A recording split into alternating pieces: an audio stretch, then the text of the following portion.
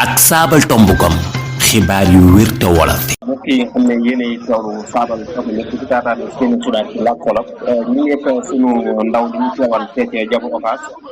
di Serigne Dame Diop Sa Touba Serigne Dame Diop Sa Touba ginnaaw bu ñu nuyoo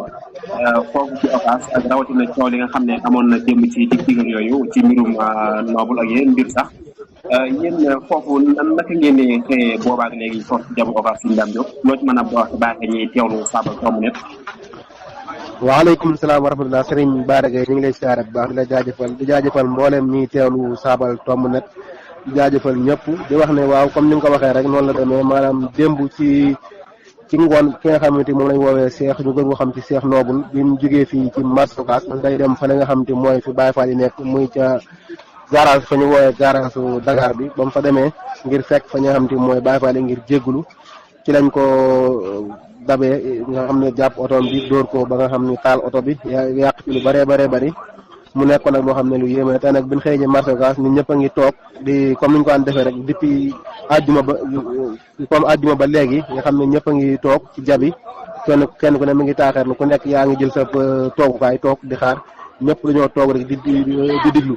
boo xoolee ñi jaaykat yeeg ñi nga xam ne ñoo jënd dañu romb di jàll rek waaye ñi nga xam ñoo ne ci jabi nag moom daan doole ñoom ñu ngi toog rek di xaarandi. nga xam ne kon liggéey amul dañuy xëy toog noonu rek di xoole rek waaye liggéeyuñ dara. waaw liggéey amul daanaka ay waxtaan am ay penco di waxtaan nit ñi dañoo toog di waxtaan mun xëyee daal ku nekk da nga ñëw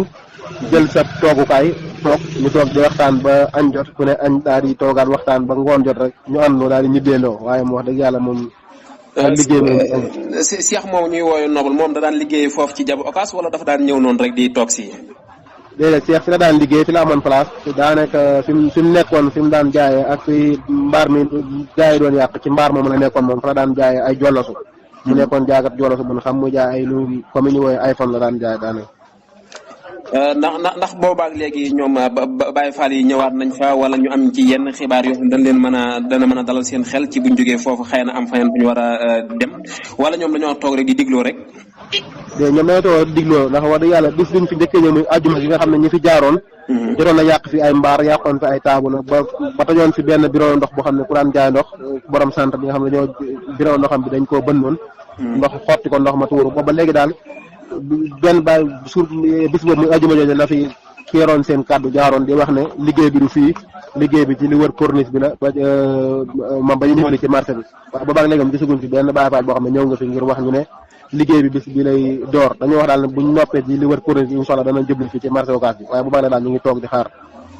waa kay jërëjëf sëñ Dame Diop noo ngi lay jaajëfal kon lépp lu fi ruuse ni ki xibaar foofu ci Diabo Ocass nga ko daal di koy baax ñi nga xam ne ñooy teewlu saabal tomb net. waaw kay jaajëf sëñ Bara ñu ngi jaajëfal ñëpp dañuy teewlu di wax ne lépp lu fi ruuse incha allah danañ leen ko